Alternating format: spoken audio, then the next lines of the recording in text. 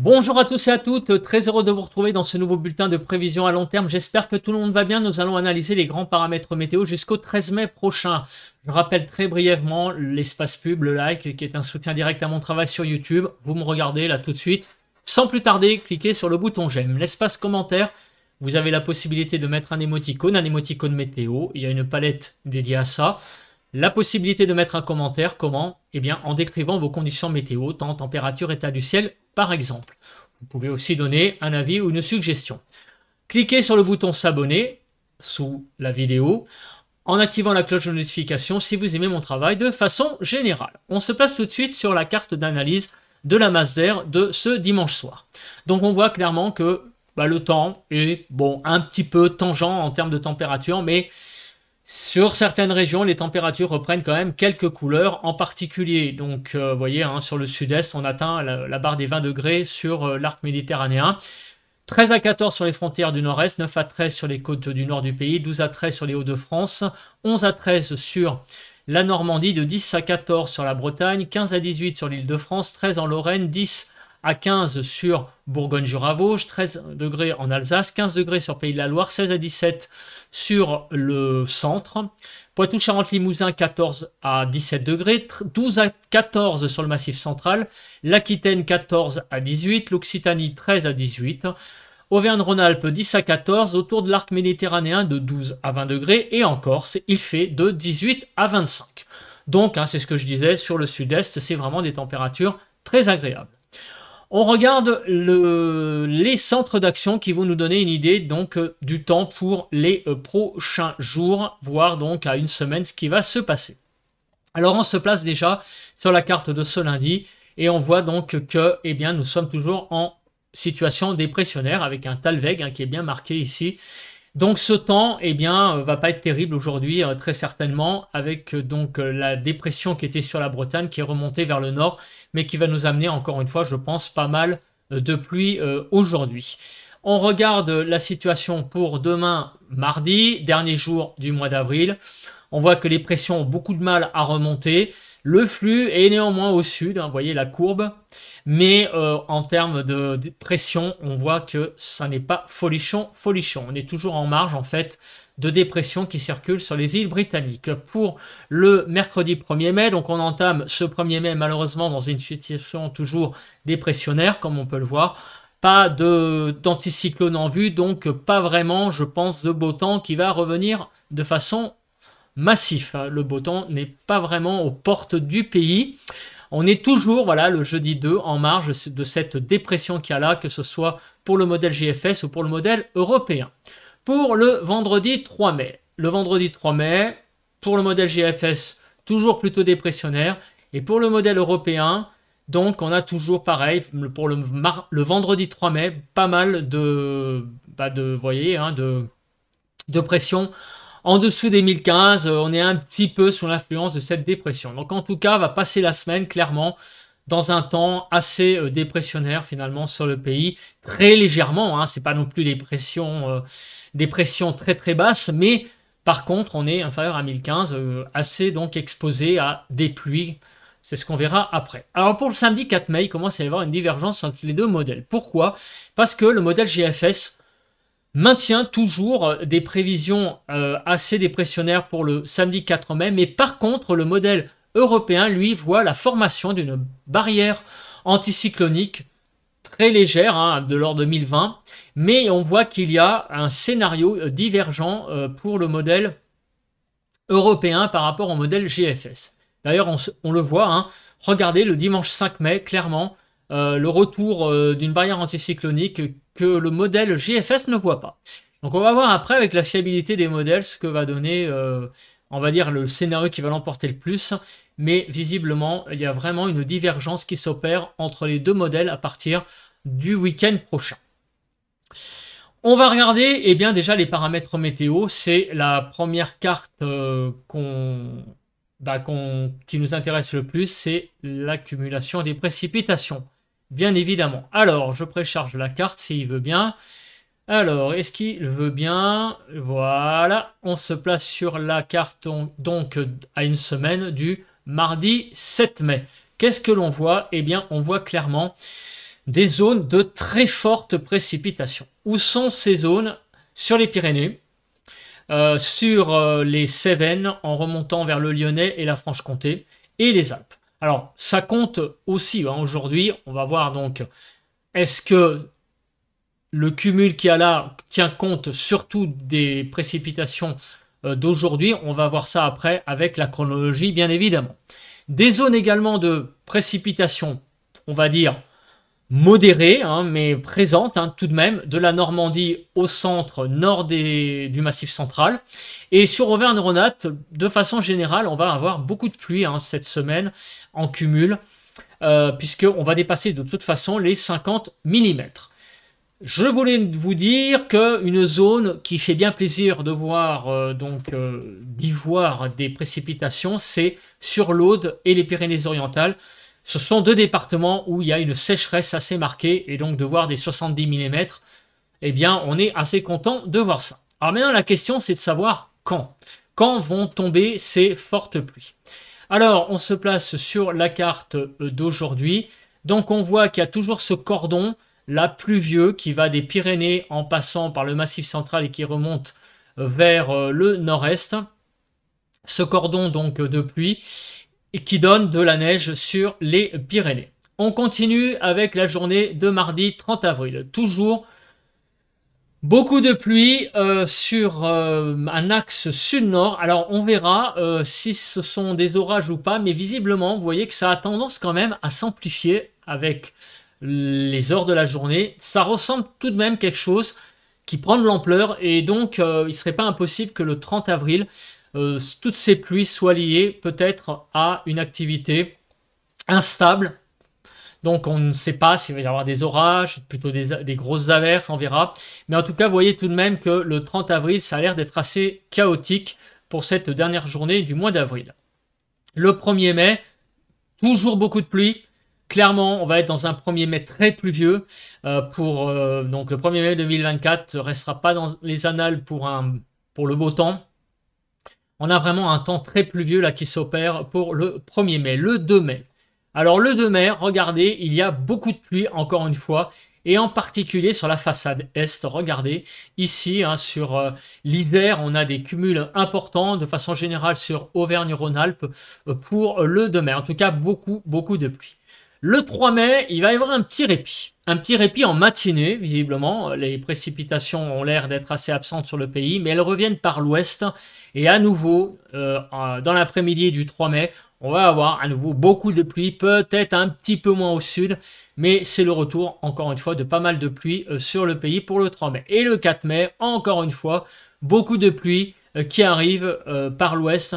Donc c'est vraiment une semaine extrêmement pluvieuse, comme on peut le voir. Le 5 mai, pareil, avec des cumuls assez importants. Vous voyez ici sur les Pyrénées, je me remets sur la carte du 5 mai, voilà, les Pyrénées en remontant vers l'Aveyron, et toujours pareil sur Auvergne-Rhône-Alpes, Franche-Comté, Bourgogne jusqu'à la Lorraine, pas mal de précipitations. Et on va terminer par la journée du lundi 6 mai, qui sera peut-être une journée un petit peu moins, on va dire, humide. Mais attention, je vous l'ai dit tout à l'heure en préambule, il y a des divergences à partir de ce week-end au niveau des modèles. En tout cas, il est clair qu'au moins jusqu'à vendredi, samedi inclus, on va avoir une semaine bien humide sur le pays. Ça, c'est clair. Donc, il n'y a pas une nette amélioration du temps. C'est la poursuite d'un temps très humide. Malheureusement, pour les amateurs de beau temps et de barbecue, il va falloir attendre un petit peu. Le début du mois de mai s'annonce extrêmement humide sur le pays. Donc ça, c'est déjà ce qu'on peut dire avec les cartes que nous venons de voir. En termes de nébulosité, écoutez, je pense que vous avez compris que la nébulosité va être assez importante sur le pays. Peut-être, donc, le 3 mai, au matin, on pourra avoir une petite fenêtre d'éclaircie. Donc, le 3 mai au matin, effectivement, sur la façade ouest, on va avoir un petit répit. Vendredi matin, peut-être avec un temps assez ensoleillé. Mais vous voyez que ça va très vite retourner dans la nébulosité importante.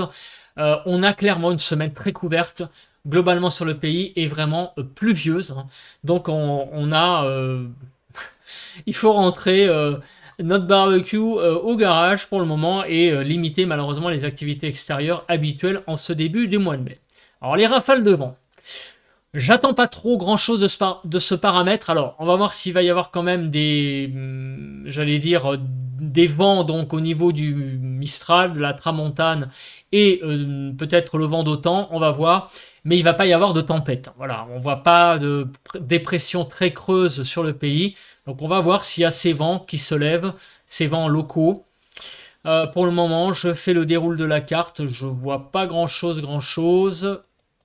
Il n'y a même pas de journée avec des grosses rafales à 60. Pour le moment, c'est très calme, a priori. Donc, vous voyez, une semaine assez calme au niveau du vent. On va passer à la carte suivante, c'est la Cape. Donc, la Cape, donc on va regarder d'abord la Cape avec Arome et après, on passera sur la carte que j'utilise suite au blocage depuis plusieurs semaines maintenant des cartes de Kéronos. Donc voilà, pour aujourd'hui, une petite instabilité sur l'est du pays, globalement, vous voyez. Donc sur la Franche-Comté et en allant vers l'Isère, là, il pourrait y avoir des averses orageuses qui pourront se développer.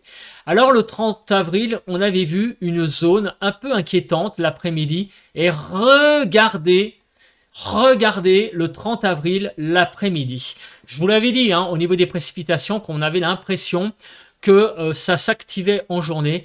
Eh bien, nous allons avoir une nouvelle vague orageuse pour la journée du 30 avril. Où eh bien, surtout sur les Vosges, la Franche-Comté, de façon générale sur le quart nord-est, donc un petit peu aussi sur Champagne-Ardenne, Lorraine, en descendant vers la Bourgogne, et également sur les départements de l'Isère, du Rhône. Ces départements-là et de l'Ain seront aussi exposés à des orages. De façon plus minime, en allant vers le sud-ouest aussi, au pied des Pyrénées, un petit peu d'activité possible orageuse sur les départements du Midi toulousain remontant vers Poitou-Charentes-Limousin, mais vous voyez que ça sera surtout sur cette zone que ça va arriver. Voilà, on ne peut pas aller plus loin malheureusement, j'aurais aimé, mais on ne peut pas. Donc, vous voyez la carte qui est vraiment très parlante, c'est une bonne partie est du pays qui va être sujet certainement à pas mal d'orages donc dans la soirée du 30 avril pour terminer cette eh bien ce mois d'avril on va avoir donc des orages sur la partie est du pays. La suite, eh bien la suite c'est sur le modèle GFS qu'on va regarder ça avec cette carte Cape Lee. Donc on se place tout de suite sur le 30 avril pour regarder ce que prévoit le modèle GFS. Donc vous voyez clairement le 30 avril donc des départements très exposés aux orages, c'est surtout donc la région Lorraine, le nord de la Franche-Comté, nord de la Bourgogne aussi.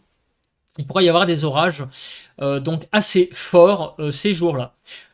C'est un peu moins flagrant là en allant vers l'Isère que le modèle Arome.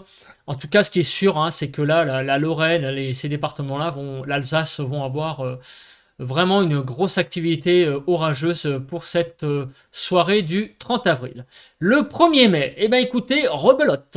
Rebelote pour ces régions. Champagne-Ardenne, Lorraine, Alsace, nord de la Bourgogne également. Il pourra y avoir beaucoup d'orages pour cette journée du 1er mai, en fin de journée, avec des orages qui pourront être forts. Donc ça continue, 2 jours consécutifs d'orages, les vénards, pour ceux qui aiment les orages, sur la région, donc le quart nord-est, l'extrême nord-est, vraiment beaucoup d'activités instables. Le 2 mai, c'est au sud que nous allons avoir une petite activité instable.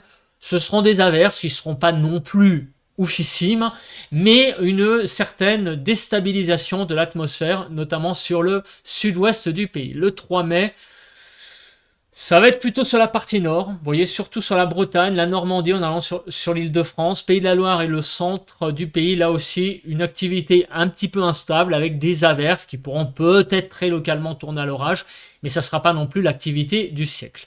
On continue le déroule et le 5 mai. Alors le 5 mai dans l'après-midi, il pourrait y avoir là par contre des orages sur l'Aquitaine, et en remontant vers globalement le sud du Massif central et même le Massif central tout court. On a un cordon là qui a l'air d'être modélisé pour la journée du 5 mai sur le sud du pays. Et le 6 mai, des orages encore possibles là pour la partie sud-ouest du pays, donc surtout sur l'Occitanie cette fois pour le 6 mai au soir. Là aussi, attention, à prendre avec des pincettes à partir du week-end, divergence des modèles, donc j'ai été jusqu'à une semaine quand même pour voir, pour être curieux, mais l'activité orageuse sur le sud-ouest est à prendre avec des pincettes étant donné qu'il y a une divergence des modèles. On regardera après ce qui l'emporte. Est-ce que c'est l'anticyclone sur le proche Atlantique ou plutôt les systèmes dépressionnaires? On a fait tous les paramètres possibles. On va passer maintenant petit à petit à la masse d'air. On regarde donc tout d'abord de façon générale l'état de la masse d'air donc à venir pour les prochains jours. Donc actuellement, les températures sont plutôt de saison avec un petit peu faible quand même, un petit peu en dessous. Elles reviennent petit à petit de saison. On le voit d'ailleurs en altitude avec des températures qui sont très légèrement positives, de 4 degrés, vous voyez, sur la partie nord du pays. Sur la partie est, on est presque à 8 degrés, donc des températures qui sont bien remontées. En tout cas, on n'est pas dans le vert. Alors, est-ce que ce vert va revenir? Ou alors, on va avoir une pulsion, on va dire, de orange qui va arriver sur le pays, une pulsion chaude. On continue donc le déroule de la semaine. On voit qu'il y a une certaine différence entre l'ouest et l'est. Vous voyez que sur l'est, ce qui explique d'ailleurs pourquoi il y aura des orages, on est plutôt dans la grande douceur. On ne voit pas pour le moment de orange qui se dessine sur tout le pays. On a une pulsion chaude apparemment pour le sud à partir du 4 mai. Vous voyez qu'on dépasse les 10 degrés. Et pour le week-end prochain, on pourrait avoir donc une petite remontée des températures. Alors, attention, c'est le modèle JFS. Et là, on est au week-end. Je le répète, il y a une divergence entre les modèles. Donc, en tout cas, ce qui a l'air d'être sûr, c'est qu'on ne va pas rebasculer dans le froid comme on l'a vécu donc la semaine dernière. On a des températures qui ont l'air de se maintenir à des niveaux, on va dire globalement, à peu près de saison. Mais il n'y a pas vraiment de vague de chaleur de prévu pour les prochains jours. Donc ça va un petit peu d'ailleurs avec le temps, vous l'avez vu, une semaine humide, pluvieuse, avec des cumuls de pluie importants. On ne pourrait pas non plus s'attendre avec les températures de très forte chaleur. Quoique, avec les orages, des fois c'est vrai que ça s'accompagne des fois d'une remontée des températures. Mais là, visiblement non, on restera dans des choses tout à fait classiques.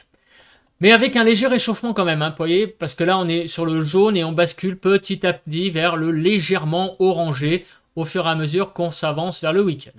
Alors pour le week-end prochain, écoutez, regardez avec le modèle européen, on serait plus dans le orange, mais encore une fois, je le répète pour la énième fois, désolé, à prendre avec des pincettes compte tenu de la divergence des modèles. Mais ce que nous donnent ces cartes, ce qui est rassurant, c'est que nous n'allons pas rebasculer dans le froid. C'est ça que je voulais dire. Pour les gens qui ont peur des gelées, non, on ne va pas revenir là-dedans, fort heureusement, parce que les cultures, je pense, ont déjà beaucoup souffert avec 3-4 journées de gelée. Heureusement, on ne retourne pas là-dedans. On a l'air même d'avoir un petit léger réchauffement au fil des jours. On regarde très rapidement le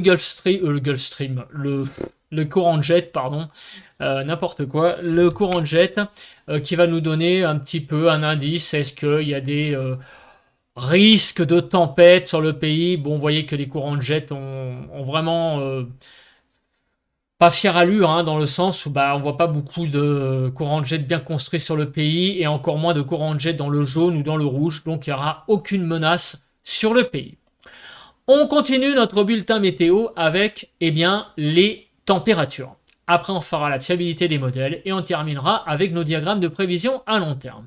Alors, nos petites températures, où est-ce qu'elles vont aller? Ces températures qui nous ont quand même donné un peu de fil à retordre ces derniers jours, est-ce qu'elles vont nous donner un peu de satisfaction? Écoutez, aujourd'hui, ma foi, plutôt oui. Vous voyez, les températures sont de l'ordre de 12 à 27 degrés sur le pays, de 17 à 21 sur le nord, 13 à 22 sur la partie centrale, et de 12 à 27 degrés sur la partie sud du pays, notamment sur la Corse. Une petite zone de fraîcheur, là, vous voyez, ici, donc sur l'Occitanie globalement, pour cet après-midi.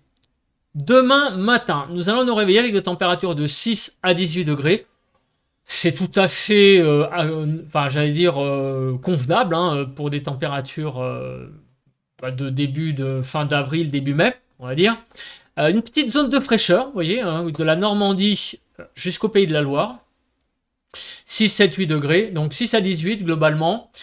De 6 à 14 sur la partie nord, de 6 à 13 sur la partie centrale et de 8 à 18 degrés sur la partie sud du pays. Pour l'après-midi, des températures qui vont être bien agréables hein, sur l'est du pays, mais malheureusement, il y a un prix à payer, ce sont les orages. 12 à 24 degrés, donc on va de 12 à 24 degrés sur la partie nord du pays, 12 degrés sur la Bretagne et 24 degrés sur l'Alsace, donc le double. La partie centrale du pays 15 à 21, sur la partie sud de 13 à 24 degrés pour le 1er mai au matin. Une France qui est un petit peu coupée en deux, avec sur l'est du pays des températures franchement très agréables, de 11 à 13 degrés, on va flirter presque avec les 15 degrés, hein, donc sur l'arc méditerranéen, 8 degrés sur la Bretagne, donc 8 à 14 sur la partie nord du pays, de 9 à 13 sur la partie centrale, et de 8 à 16 degrés sur la partie sud du pays. Et l'après-midi, des températures très agréables sur l'est. Par contre, sur l'ouest, vous voyez, on a une zone de fraîcheur hein, présente de 10 à 24, 13 à 24 sur la partie nord du pays, de 12 à 18 sur la partie centrale et de 10 à 21 degrés sur la partie sud du pays. Pour la matinée de jeudi, eh bien jeudi, la partie ouest du pays sera un peu dans la fraîcheur. On va être entre 5 et 10 degrés, vous voyez, alors que sur la partie est, on va être au-dessus des 10, et en particulier sur les frontières du nord-est. C'est là où aussi il y a les orages, encore une fois. Hein, donc c'est pas étonnant hein, que le temps soit un petit peu plus doux, hein, puisque on a une activité orageuse, notamment sur l'extrême nord-est, hein, sur la Lorraine, on l'a vu tout à l'heure. Donc globalement, de 6 à 14 sur la partie nord, 4 à 11 sur la partie centrale du pays et de 4 à 12 degrés sur la partie sud. Pour l'après-midi de jeudi, 10 à 19. Donc c'est plutôt bien hein, les températures autour de l'arc méditerranéen. Par contre, ailleurs, c'est un peu frisqué. Malheureusement, on va avoir quand même un peu froid cette journée du 2 mai. Peu tangent, hein, mis à part sur l'extrême sud-est. Même d'ailleurs, hein, quand on va vers les Alpes-Maritimes, c'est un peu léger. Bon, enfin, on va flirter avec les vins tout de même sur l'Hérault et le Gard et la Corse aussi. Bon, partout ailleurs, un peu froid, un peu frais, on va dire. 12 à 18 sur la partie nord, 10 à 18 sur la partie centrale et de 12 à 19 sur la partie sud du pays pour la journée du 3 mai, donc vendredi. Des températures un peu limites hein, sur une bonne partie du pays, vous voyez, hein, on est par endroits presque en dessous des 5, 4 à 13, de 6 à 11, même 13 sur la partie nord, 4 à 10 degrés sur la partie centrale et sur la partie sud de 4 à 12 degrés. Et pour l'après-midi de vendredi, les températures seront plutôt douces au nord, visiblement. Regardez, on va jusqu'à 20 degrés sur le nord du pays, 11 à 20 globalement. De 16 à 20 sur la partie nord, de 11 à 19 sur la partie centrale et de 12 à 20 degrés sur la partie sud du pays. Samedi matin, alors je vais traiter quand même les températures, même s'il commence à y avoir, hein, je le répète encore une fois, des divergences dans les modèles. On va traiter quand même cette dernière carte, mais il y a une incertitude, hein, 5 à 13 sur le pays. 6 à 13 sur la partie nord, 6 à 12 sur la partie centrale et sur la partie sud de 5 à 13 degrés. Et enfin, l'après-midi de samedi pourrait être une après-midi assez chaude sur la partie nord du pays. Rêvons un petit peu, 14 à 25. On va voir ce que disent les modèles au fil des jours. De 18 à 24, même 25 sur la partie nord, 15 à 23 sur la partie centrale et la partie sud de 14 à 23 degrés. Maintenant, on va passer à une rubrique que je fais de temps en temps quand j'ai le temps de le faire parce que c'est pas toujours évident. C'est la rubrique de la fiabilité des modèles. Donc actuellement, on voit donc pour ce 28 avril un système dépressionnaire sur Eh bien, sur les îles britanniques qui nous influencent, et au niveau des températures, vous voyez que la barre fatidique, qui est un peu le noir, on va dire, ici, n'est pas vraiment sur le pays, elle est aux frontières. Donc on n'a pas des températures folichonnes, mais on n'a pas des températures non plus gravissimes. On est un peu en dessous des normales, mais bon, ça va encore. Alors maintenant, on va regarder la fiabilité des modèles. On va commencer à 4 jours pour les centres d'action. Donc, on lève tout de suite le suspense pour le 2 mai. Alors, le 2 mai, qu'est-ce qui va se passer? Visiblement, pour le modèle européen, eh bien, on a une zone de basse pression sur le proche Atlantique qui va nous influencer un petit peu. Alors, est-ce que c'est un peu la même chose pour tous les modèles? Bon, effectivement, il y a cette dépression qui est ici, présente toujours à peu près sur tous les modèles, pour le modèle, pour tous les modèles pratiquement, sauf peut-être le modèle, j'en ai vu un, voilà, le modèle UKMO qui est un petit peu isolé, mais en tout cas, vous voyez qu'il n'y a pas du tout de pression élevée de prévu sur le pays. Pour le modèle européen, pour le 3 mai, on a une dépression qui est centrée, on va dire, sur les pays genre, on va dire les pays Belgique, Pays-Bas, Allemagne. Voilà, ces 3 pays-là. Donc une dépression qui est présente et qui va nous influencer visiblement pour le 3 mai. Donc ça a l'air d'être assez cohérent entre les modèles. On va arriver à la fameuse journée un petit peu, on va dire, à la croisée des chemins. Donc le modèle européen, vous voyez, voit la reformation d'une barrière anticyclonique. Le modèle UKMO aussi. Le modèle JFS, lui, il est isolé pour le moment, hein, puisque c'est 2 contre 1, avec cette, par contre, barrière de système dépressionnaire. Le modèle Icon voit plutôt là aussi une remontée des pressions entre 1015 et 1020, en tout cas pas vraiment de dépression. Le modèle JMA est un peu entre les deux, vous voyez, 1015, mais il y a quand même une langue là, vous voyez, anticyclonique ici. Aussi avec GEM, on a plutôt un anticyclone qui se reconstitue sur le proche Atlantique, et également avec le modèle NavGen. Donc finalement, eh bien, le modèle JFS, eh bien, est un modèle isolé. Donc visiblement, il pourrait y avoir la reconstitution d'un anticyclone, enfin, pas d'un anticyclone, mais d'une petite barrière de haute pression sur le proche Atlantique. Mais pour autant, on n'a pas l'impression que les pressions seront folichonnes sur le pays. On a même vous voyez, un 2010. Là, ça, c'est le scénario isolé. Donc, on va l'éviter. Mais vous voyez que tout de même, malgré la reformation de conditions anticyclones, enfin, de conditions, on va dire, de pression supérieure à 1015, pour être très précis, sur l'Atlantique, sur le pays, ça sera quand même des pressions plus basses, tout de même. Donc GFS, c'est un modèle isolé, hein, clairement, pour la situation que l'on a vu tout à l'heure.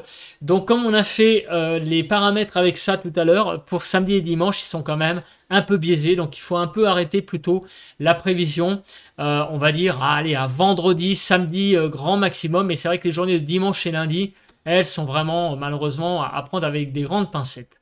Pour le 5 mai, c'est la dernière journée. Donc voilà, le modèle GFS qui est une fois n'est pas coutume, un peu isolé. Tous les autres modèles voient quand même une remontée, tout de même, des pressions. Alors, est-ce qu'on va avoir un temps qui va un petit peu s'améliorer pour le week-end prochain, très légèrement? On verra ça. Mais en tout cas, ce qui est clair, c'est qu'on n'a pas une amélioration du temps avant le week-end prochain. Voilà, au mieux du mieux, on aura peut-être quelque chose de mieux le week-end prochain. Il faut espérer, parce qu'après, eh ben, on a pour beaucoup de gens, hein, il y a des gens qui travaillent bien sûr, mais il va y avoir un très long pont, hein, puisque le 8 mai, c'est le 8 mai, le mercredi, donc c'est férié, et le 9 mai, c'est l'Ascension. Mais il y a des gens donc, qui ne travailleront pas le 8, le 9, le 10, et le week-end après qui colle derrière. Donc ça fait 5 jours pour un certain nombre de personnes actives. Donc du coup, on peut espérer derrière le week-end prochain une petite amélioration avec derrière, espérons pour la semaine prochaine, une belle amélioration pour ce week-end. Alors au niveau des températures, on voit que pour jeudi, bon, on est un peu légèrement au-dessus du zéro, donc ce sera des températures un petit peu tangentes, mais ça n'a pas l'air d'être la cata de la cata, on va dire, ça reste bon, raisonnable. Pour le modèle GFS, regardez. Bon, là, on n'a pas vraiment non plus de catastrophe qui se dessine au niveau du froid, mais pas non plus de langue chaude. Le 5 mai, non plus. Alors, peut-être là, avec le modèle GFS, qui a l'air d'être un peu plus isolé quand même. Voilà, donc les températures, elles aussi, n'ont pas l'air de donner grand-chose dans un sens comme dans l'autre. On va rester à peu près dans une gamme de températures, on va dire, de saison. Et le week-end, vous avez vu, hein, j'ai donné tout à l'heure des valeurs pour samedi, mais il y a quand même une grande incertitude aussi. Donc on arrête le vendredi, hein, les températures. Ce que je vous ai donné samedi, c'est vraiment à prendre avec des énormes pincettes de crabe. Voilà, on se place tout de suite maintenant sur les diagrammes de prévision à long terme. Qu'est-ce qui nous attend pour les 15 prochains jours? Alors les 15 prochains jours, regardez ce qui se passe. On a malheureusement quelque chose qui n'est pas très agréable à analyser. Pourquoi? Parce que déjà, jusqu'au 6-7 mai, voilà, on voit pas grand chose hein, qui se dessine. On a des températures à peu près de saison. On va avoir un petit réchauffement en début de semaine, très léger, pour le 30 avril et le 1er mai. Mais par contre, pour le 2 et le 3 mai, ça va redescendre un peu en dessous des normales. Et après, vous voyez que ça revient à peu près de saison. Du 4 au 7 mai, c'est ce que donnent les scénarios. Pour la suite, eh bien, là aussi, c'est pas une très bonne nouvelle pour le fameux pont dont j'ai parlé tout à l'heure. Puisque vous voyez que la suite ne voit pas l'arrivée, par exemple, d'une vague de chaleur, hein, par exemple, pour ce fameux week-end du 8 mai. On a plutôt pas mal de scénarios même qui sont en dessous du rouge. Donc allez savoir, on va peut-être aller vers des températures peut-être plus froides. En tout cas, il n'y a rien qui se dessine vraiment pour la semaine prochaine. Il va falloir attendre. Hein. Et pour cause, les diagrammes reflètent, j'allais dire, la fiabilité des modèles, c'est qu'il y a quand même une petite incertitude dans les modèles pour le week-end prochain. On va voir qui va l'emporter. Imaginons que GFS l'emporte au final. Ça serait une surprise, mais en tout cas, les scénarios ne montrent pas une belle amélioration pour la semaine prochaine. Le modèle européen est à peu près pareil, hein, vous voyez. Des températures très légèrement au-dessus des normales pour le début de la semaine, un petit rafraîchissement pour le 2 et le 3, et après des températures qui seront plutôt pas mal, du 4 au 7, hein. On va pas cracher dessus, mais après c'est pareil, on voit pas trop de période de chaleur se dessiner. Vous voyez, il y a même de l'incertitude, on va voir aussi. Espérons que les modèles nous en disent plus dans les prochains jours, nous en disent plus pour l'aspect, j'allais dire, éventuellement des températures plutôt clémentes pour ce week-end du 8 mai. On se place maintenant sur les pressions. Donc qu'est-ce que nous donnent les modèles? Alors, le modèle GFS, on va avoir le retour de conditions plus anticycloniques visiblement pour le 29 avril. On va avoir une remontée un petit peu des pressions. Donc, c'est pas vraiment un anticyclone, mais on repasse au-dessus des 1015 pour aujourd'hui. Et on rebascule malheureusement très rapidement, comme on l'a vu sur les cartes. On est souvent plutôt dans la dépression. En dessous des 1015, c'est très faiblement dépressionnaire, mais ça reste dépressionnaire. Pour le 1er, le 2, le 3, le 4, le 5, jusqu'au 6 environ. Et après, ça remonterait un petit peu, mais c'est encore une fois très incertain. Il y a beaucoup de dispersion. Pareil avec le modèle européen, remontée des pressions pour aujourd'hui, mais de façon très brève. Et après, on repasse sous la barre des 1015, donc dans plutôt quelque chose de dépressionnaire. On regarde à présent les températures. Les températures sur Paris, vous voyez, ça va pas être folichon. Visiblement, on va être plutôt autour des 15 degrés, hein, c'est l'ordre de grandeur. On va avoir du mal à atteindre les 20 degrés sur Paris. Le week-end prochain, il va peut-être y avoir une petite embellie, mais on en reparlera, hein, parce qu'il y a aussi, là aussi, je vous ai donné des cartes tout à l'heure pour samedi. On verra si ces 20 degrés seront atteints. Mais en tout cas, toute la semaine, on va avoir beaucoup de mal à atteindre ces 20 degrés. On sera entre 15 et 20 globalement, plus souvent proche du 15. Hein. D'ailleurs, c'est ce que donne le modèle européen d'ailleurs. Sur la région de Toulouse, que je vais donc traiter pour avoir une idée donc des températures au sud.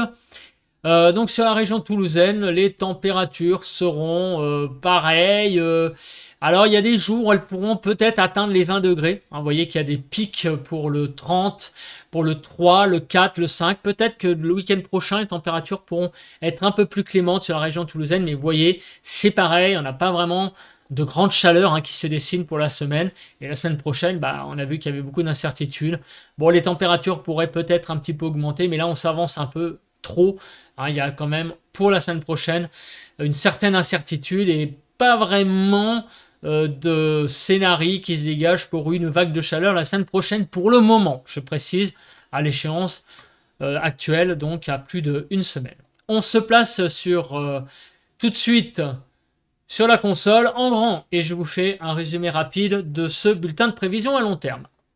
J'ai envie de vous dire, pas d'amélioration réellement avant une semaine. Voilà, c'est un petit peu le mot d'ordre que j'ai envie de donner. On a beaucoup de pluie de prévues cette semaine sur le pays, beaucoup de même de fortes pluies comme on l'a vu en cumul. Les températures, ça va pas être folichon non plus. Des températures, allez, à peu près de saison, mais par endroits, elles vont même être fraîches certaines journées. Autour de l'arc méditerranéen, on sera encore pas trop mal, mais sur le pays, de façon générale, ça reste globalement assez frais. Voilà. Pour la semaine prochaine, pour le moment, et en particulier pour le week-end du 8 mai, on a clairement une attente pour ce week-end. Mais malheureusement, à l'heure actuelle, il est très difficile de donner un scénario avec grande certitude. Il n'y a pas pour le moment de vague de chaleur qui se dessine et il n'y a pas pour le moment non plus de vague de froid comme on a vécu là récemment, donc froid entre guillemets, avec le retour donc d'un temps froid non plus, c'est pas ce qui est envisagé. Voilà, ça a l'air d'être la poursuite plutôt de température à peu près de saison. Je pense que j'ai fait là à peu près le tour des choses. On se retrouve donc demain pour un point météo classique et on se retrouve pour un nouveau bulletin de prévision à long terme jeudi prochain. En attendant, passez tous et toutes une bonne semaine. Allez, bon vent à tous!